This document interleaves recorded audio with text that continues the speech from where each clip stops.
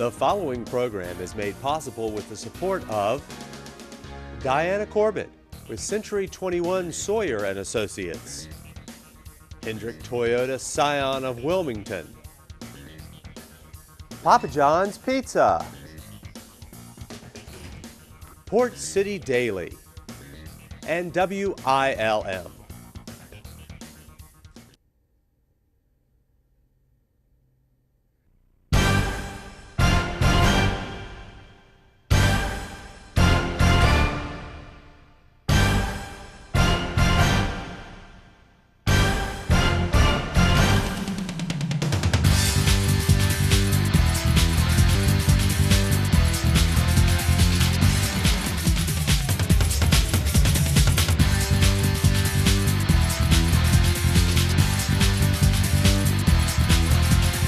Hey, good evening, everyone, and Happy New Year from Sports Roundtable. I'm Marty Fuhrer. Glad you're with us for a new year. And with that, we turn the table and look at high school basketball. We'll start this week with a look at Laney. And Coach, first of all, Happy New Year. And when you take a look at your team, as this is our first program taking a look at high school basketball, 13 games in, what's your feel for this group? We're getting better. You know, we are one of those teams, we've lost some close games. You know, we're trying to clean up some things to make that not happen, especially coming down the stretch. I like my team. I like where we're going, where we're headed, and where we've been for the most part. Talk a little bit about, you've come through, you've played some league games, but you've also come through the Brogdon tournament. Big picture, how does playing in a tournament like the Leon Brogdon Classic benefit you as you move forward and then move into postseason play? Well, it can give you momentum.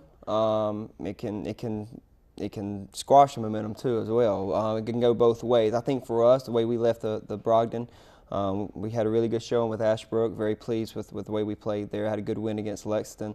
Very disappointed in how we played the last game. So we got to try to pick ourselves up from that last game. We've had some practices here before we play Hoggard again on Tuesday. Talk a little bit about the fact, I mean, in a tournament like that, you're playing three games basically in 4 days after the one for the break. How does that benefit you as far as quick turnaround when it comes down to your league tournament, and also just conditioning-wise and mentally knowing you've got to be up day after day after day?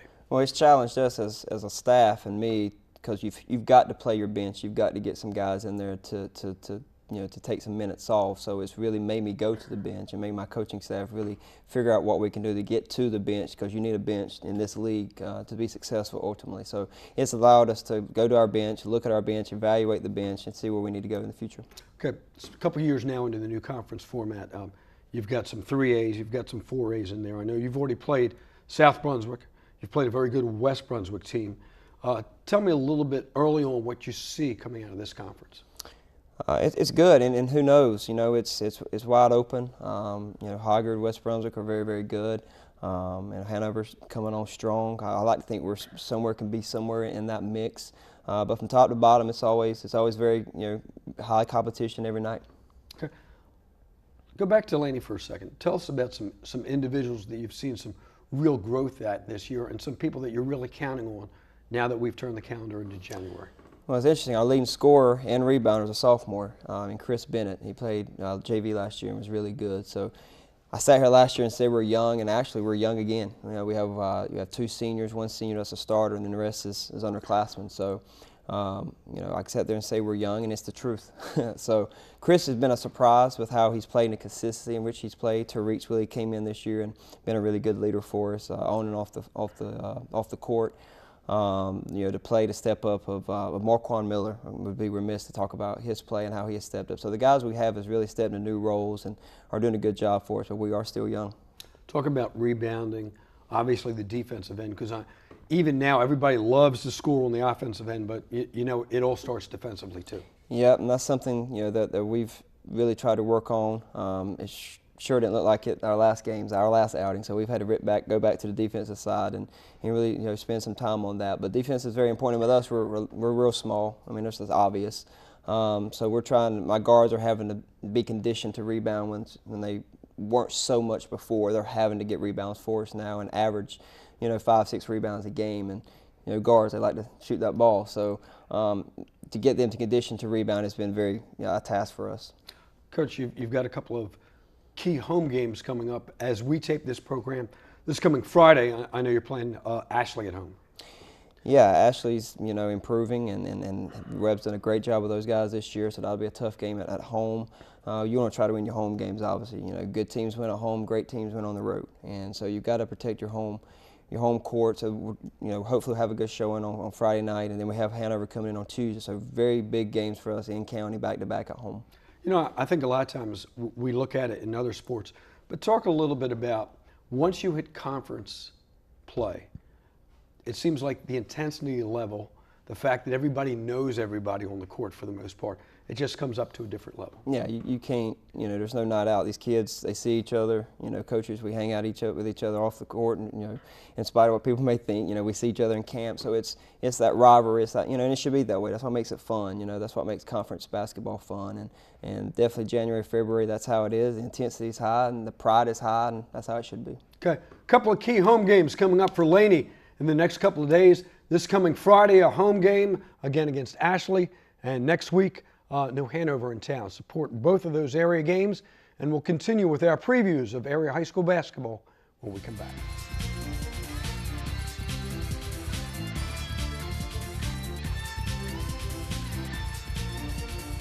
Welcome back to our program. Let's continue our preview of area high school basketball and swing over to New Hanover. And Coach, when you think about your team, especially coming into the year, very young team, inexperienced team, it seems like they're growing each week.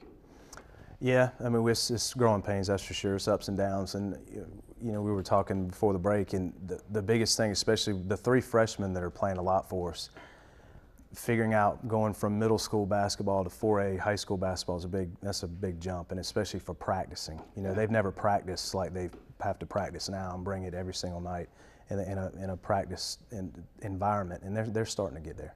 Yeah, see, that's interesting because most of us see it on game day. But a lot of times the maturity, the grind, the mental aspect, you see on practice day. Yeah, every day. Every day we try to work, really, really hard. And, this past Saturday we go to Kinston and play a terrific team. But my best player that night was our freshman point guard. He played better than anybody. So he's starting to figure out how to run the team, be the extension of a coach on the floor. And we'll take 3 steps forward, but we'll take 4 steps back, and it's just kind of been like that through the weeks, but they're starting to figure some stuff out. Talk about some individuals on your team that you're looking forward to, taking that next step when we hit January and February. Now, the 3 that we need to lean on in late January, or now, not wait until then, is my 3 juniors that have varsity experience, Kais Fields, Brian Howe, and Lawrence Williams. I'm trying to find some consistency. We need consistency out of them. Kais played well at Kinston. We had a good win against Whiteville the last day of the Brogdon tournament. He didn't play that well, but Lawrence did. Those 3 have to bring it in practice first and foremost every night, and lead in the practice environment, and then they've got to be more consistent on game day. And when Nathan was here, he was talking about depth. I mean, you have a young roster, yet you still need to go a couple deep in that bench. Yeah, we'd like to play 9 or 10, and some nights we can, and some nights we can't. But those 3 juniors I just mentioned have got to, they got to become more leaders. Blake Smith as a sophomore has played really. He had a very good Brogdon tournament. He played okay at Kinston the other day. But it's a roster with 1 senior, and he's really a football guy. He works real hard for us. But we're young, and that's fine. I'm not making excuses. They're coming in, they're working hard, and they're getting better every day. Brogdon tournament. What were the positives coming out of that? What did you learn specifically when all of a sudden you're playing 3 games in 4 days? It was good. I actually liked the format this year where we played a night, had the Sunday off. I mean, you can't practice or anything, but it was a rest day and then play back-to-back nights. The first night, we didn't play well at all, but we didn't play against a team that was very good. Snuck a win out of there. Second night, we ran into Ashbrook, and they're a very good team, and they shot the lights out. They handled us pretty good. And then I was really worried that last day how when you have a roster this young, how do they respond to a third-place game? And that was our best game of the tournament. I mean, they came in. We had a practice that morning at Brogdon Hall. They were very focused, and we took it over to Trask and beat Whiteville on that last day, and I was pleased with that. I know it's early, it's January, but your overall feel for the conference this year, obviously a couple teams have stood out, but then it seems like a lot of teams are young, still trying to define themselves. Yeah, it's like Coach Falk just said a few minutes ago, I think it's wide open. West and Hoggard are probably a little better than everybody else right now, but a month from now I hope we're competing and have a chance to get there. We've got a couple of key conference games and a non-conference game later this month at home. Yeah, well, the one coming up right here, we've got West Brunswick at our place tomorrow night, and if we could steal a win there against them, that would really help with our momentum. Then we go to South on Friday, and then the following week, going to Laney on Tuesday. It's always that's a battle over there. It'll be standing room only, and it'll be the kids have known each other since they were in diapers, and they want to get after each other, so it'll be good. Talk about January 31st. Kinston's coming in. Yeah, if you want to see what a high major college basketball player looks like, come to Brogdon on the 31st. Brandon Ingram he's special. He was really good last year. We had a battle at our place and won it, and he played well. But this year he's at another level. He's phenomenal. You've been through it. You've had veteran teams. You've had teams where a lot of scouts, a lot of teams are in the stands. The dynamics of that high school college relationship in the past couple of years with social media and everything, it seems like everybody knows about everybody so early. What kind of pressure does that put on a high school kid knowing that he's, quote, out there so early? Are you speaking about Brandon or just in general? No, just in general. Well, I mean, I've got a couple kids that are getting a little bit of interest from Division II, low D1s, and it's the process that enjoy it. And our guys, it's the culture today. Everybody's on their phone constantly. And I just try to tell mine, be careful what you're putting out there. Don't believe everything you're reading. Take it with a grain of salt and just be smart about what you're doing. Okay. Early January, after the first time through in the conference, what are you hoping to be able to see improvement from your team so you can hit that second half of the conference play? Consistency, especially on the defensive end of the floor. We're averaging a lot. I mean, we're better offensively this year than we were last year. And last year we swept regular season, swept the conference tournament. We were 14-0. But I had 4 seniors that really defended, and they guarded, and they took it. There was a sense of urgency to get stops. With this group, we're not there yet. We can score points. We've scored in bunches, but we go in lapses where we're really good 2 or 3 defensive possessions, and we'll go on a little run, and then there's 3 or 4 possessions defensively where we're not guarding.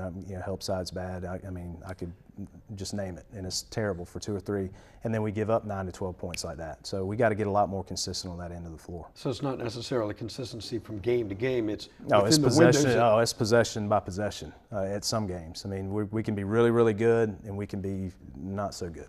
And that all goes back to that practice that you were talking about. Yep. Yes, sir. Some great high school basketball coming up in the next couple of weeks. Some great games at Brogdon Hall. Put them on your calendar and support area high school basketball. When we come back, we'll swing over to Hoggard. Stay with us.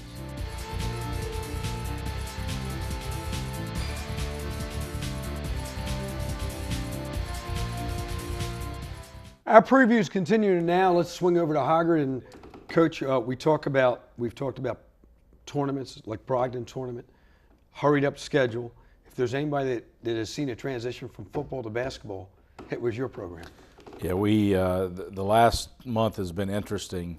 From the time we got our football guys back until the Brogdon tournament ended, we had played 9 games and only had 9 practices.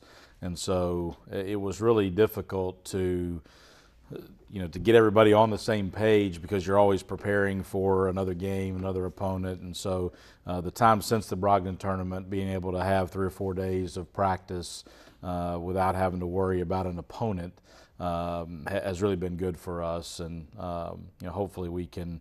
We were playing well before football season ended. I knew that there would be a period of adjustment and just trying to get everybody on the same page, and that coincided with a very difficult portion of our schedule. We were playing Millbrook and New Bern, and the first game of the Brogdon tournament against the team that ended up winning the tournament. But hopefully we've sort of weathered that and can continue to move forward and play the way that we know we're capable of playing. Now that you have a snapshot of your roster going forward, talk about some individuals that you're hoping really have some strong January and February. Well, Trey Bryant is obviously very important for us. I mean, he's a Division I caliber point guard and has played really well for us early on. He scored when he needed to score. He's passing the ball to his teammates when he needs to do that, and he's averaging about 16 points and 7 assists a game. And hopefully we can get him shooting the ball a little bit better from the perimeter as we move forward here. But he's a real big important piece for us. AJ Fry, a kid that played on our JV team last year and starting for us this year, shooting 73% from the floor, big body inside, and has done really well for us. And all 5 of our starters are, have scored in double figures and are close to averaging double figures. Xavier Johnson, he had a game where he had 17 rebounds, and he's had several double doubles for us. And then Robert Wilkerson is has done really well for us, new kid to our program, and trying to pick things up. And then Jack Bagley, another starter from last year. All 5 of those guys are, like I said, either average in double figures or close. And hopefully we can continue to get some more production from some of these guys off the bench, a lot of which are football guys that are just now getting into basketball shape. Yeah, let's talk a little bit about that. You talked about the adjustment as a coach. As a player, when all of a sudden some of the guys that you expect to be part of the roster are there, that's affecting people's minutes, people's roles. Talk a little bit about, how you approach that as a coach to a player that all of a sudden, my role's changed now. Right. Well, it's been interesting. Some of them their minutes have decreased. Part of that, you try to look at it as a positive thing that, hey, we don't need people playing 28, 29 minutes a game every night. That takes a toll on you as you go through the year. Part of the bigger adjustment might be that those guys, they played football so long this year that their minutes are not what they were even last year or during the summer. And so, part of it has just been, it's been an adjustment with both groups and trying to, to get to where we want to be and not try to rush it, probably threw some of those guys out there for more minutes than they needed to be early on because, football shape and basketball shape are 2 totally different things. And, but like I said, hopefully this practice time has been able to get us, headed to where we need to be as a group. What did you learn about your team having gone through the Brogdon tournament? Well, we responded well to, we lost that first game to Bullis. That was our 3rd loss in a row, and then you have a day off, and you don't know how you're going to come back on that next day. But our kids did respond really well, played well the last 2 days, and sort of got back to doing the things that we were doing prior to that 3-game losing streak, where we weren't shooting the ball well, and it was sort of affecting the way we were doing everything that we were doing. And I thought our defense was really good against Ashley and Laney. Okay, take a look at some highlights if we can. Then we're heading to the Brogdon tournament, and as you mentioned, you're playing, basically 3 games in 4 days. Right. This is the first game against Bullis, who ended up winning the tournament. I thought they were the best team there. I wish that we had had a chance to see them a couple of times before we played them, but there weren't a whole lot of positive things in the game. We only scored 37 points, but there's some 3-point shots that we were able to hit against their zone. We needed to do a better job of getting the ball inside. There's Hunter Louthan, one of our football guys, that knocking down that shot, and we did not get the ball inside enough. That was the last basket of the 3rd quarter. We cut it to 7, but then only scored 1 point in the 4th quarter. And this is the game against Ashley, and we were really good defensively. We were up 39-16 at halftime. That's Walker Bateman hitting the shot, and Walker had a great tournament coming off the bench. He had, I think he averaged about 8 or 9 points a game for the tournament, which he had not been scoring much at all for us, but really had a great tournament. Great drive and pass by Robert Wilkerson to A.J. Fry. It's a big reason why A.J.'s shooting 73% from the floor. Most of his shots are right in there close. And there's a really good defensive play on one end, allows us to get out and run. And we're better when we're scoring in a bunch of different ways. I think we've got a lot of guys that can score. Your outside shooting is going to be a little bit easier when you're able to score inside. Another great job of getting the ball inside right there. And then it just, great movement, great passing right there by Xavier to Trey. And then this is the game against Laney, and we as a team were shooting about 30% from three coming into the game, and we made 11 out of 19 threes in this game. Bottle it, and, huh? You know, that's probably not going to happen again. But you know, we also did a good job of getting the ball inside, and then here our center, you know, hits one of those threes. You know, when you got a kid that can shoot it from the outside and is a big body inside, that helps too. And another good drive by Walker. But you can see we were able to do some things in transition.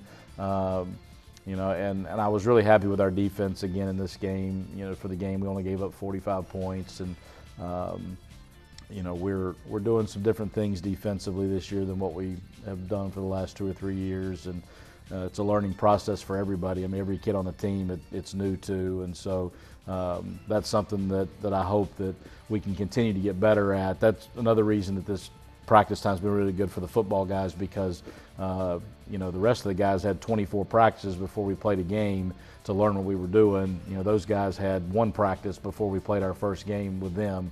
And you know, so you know, it's a long process. You know, you'd love to have everybody start at the same time, and but you know, I think as a group, you know, we've done well, you know, to get to the point where we are right now, and you know, hopefully we'll be able to continue to get better through conference play. And you know, things will actually slow down a little bit for us with only having, you know, 1 or 2 games a week here for the rest of the regular season, whereas we've been going playing 3 games, and we had a stretch where we played 4 games in 7 days.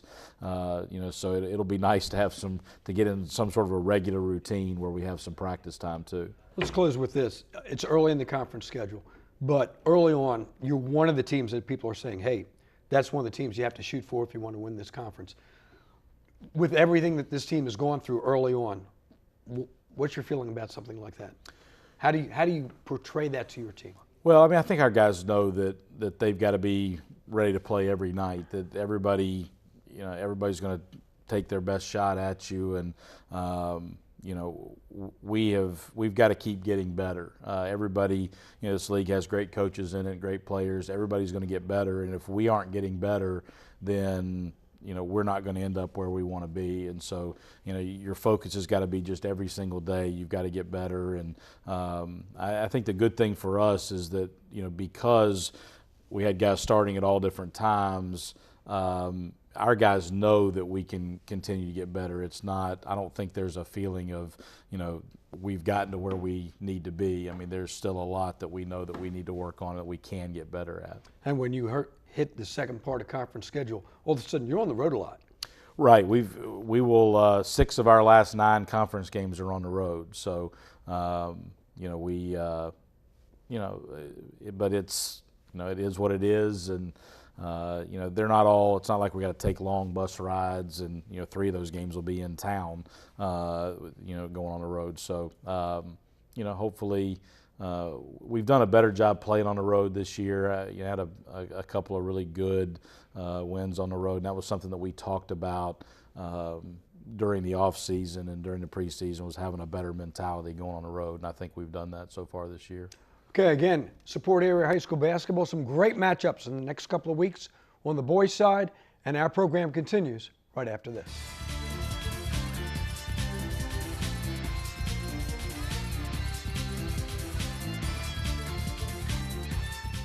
And we welcome you back to the program. Due to some illness, Coach Guthrie from Ashley was unable to be with us this time, but he'll be back with us in 2 weeks when we continue our look at boys area basketball. And remember, Joe Katz will be back with you next week as we preview the upcoming girls high school basketball schedule right here on Sports Roundtable. Good night, everybody.